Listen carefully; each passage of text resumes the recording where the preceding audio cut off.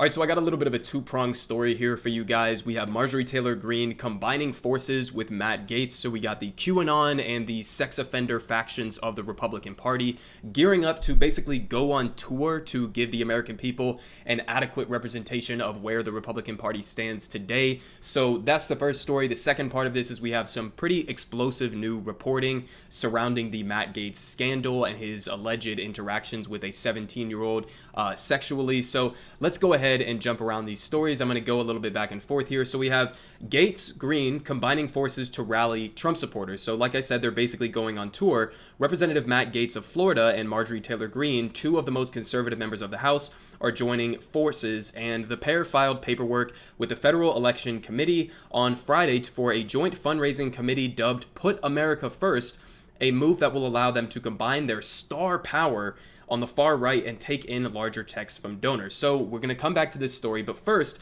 let me just jump over to the recent Matt Gaetz allegations here. So this is pretty massive in what's going on here, and it's not funny in the sense that we're talking about something really serious. Obviously, we're talking about a congressman who is alleged to be involved sexually with an underage person, but it is kind of funny just purely in the sense that this was 100% a self-report by these guys. These guys are literally, as you'll see in some of the transcripts here, basically just coming out and openly admitting their crimes and talking about them.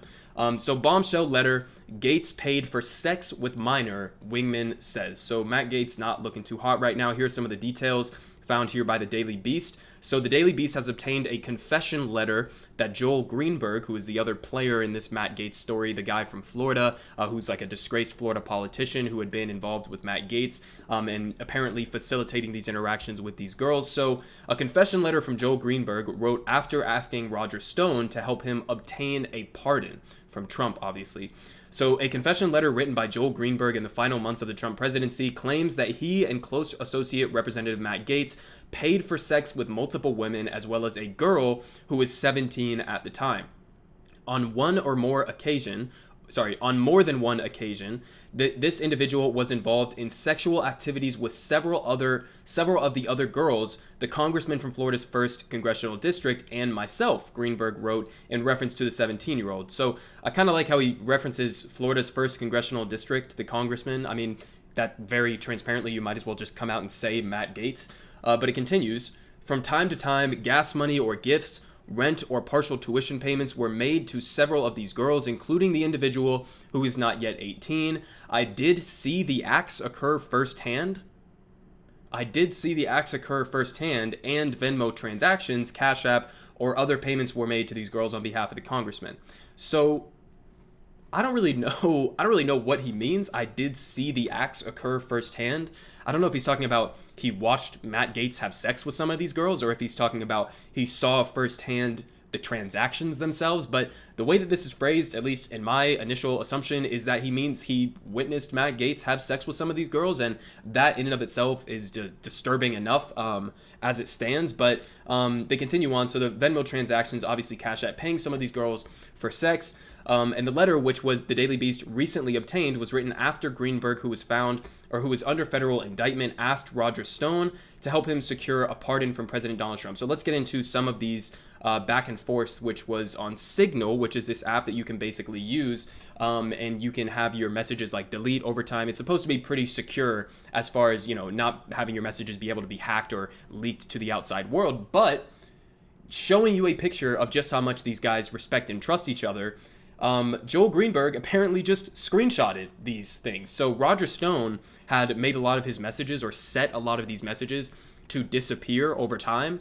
And Joel Greenberg, when these guys were supposedly working together and allies, just screenshotted the evidence, okay? And in these texts, as you can see, like here's an example. Today is the day we will know by the end of the day. I think you sent me some document, but it disappeared. I hope you are prepared to wire me $250,000 because I'm feeling confident. So what is he feeling confident in?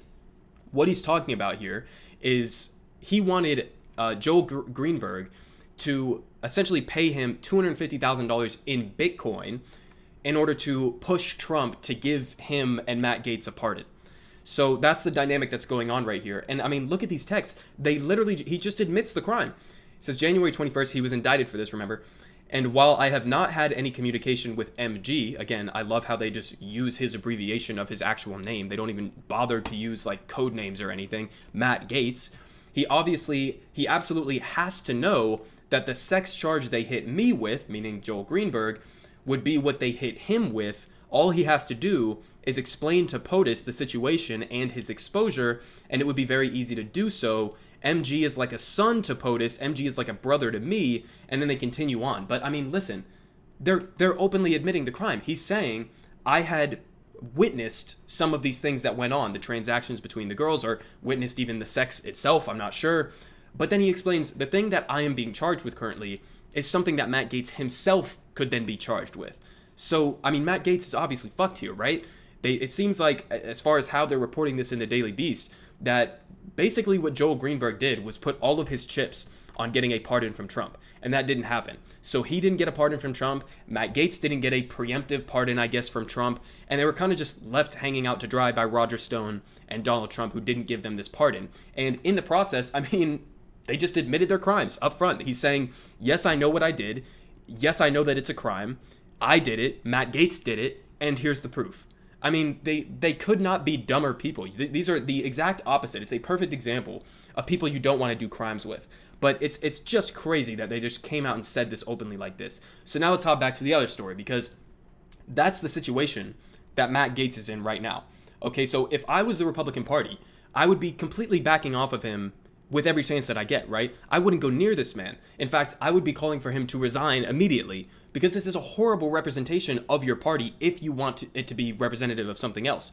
And this is a guy who's about to go on tour representing the Donald Trump faction of the Republican Party, which, believe it or not, is still a large portion of the Republican Party. In fact, I would say it's a majority of the Republican Party. So these are the representatives who are going out on tour. Let's read a little bit more about the details of this tour that they're going on.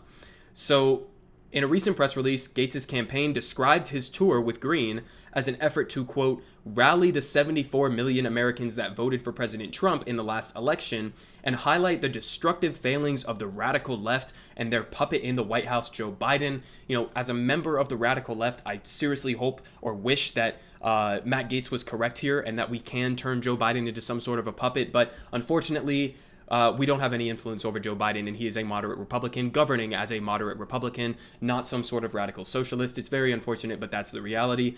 He continues on, there are millions of Americans who need to know that they still have advocates in Washington, D.C., and the America First movement is consistently growing and fighting, Gaetz said in a statement. So, I mean, this is what they're doing. This is the Republican Party right now. You have Marjorie Taylor Greene, who is a notorious QAnon conspiracy theorist who believes that Jewish space lasers are setting fires in California and that Donald Trump actually won the election and Dominion and all of these other things are fraudulent electoral systems and that there was some widespread voter fraud.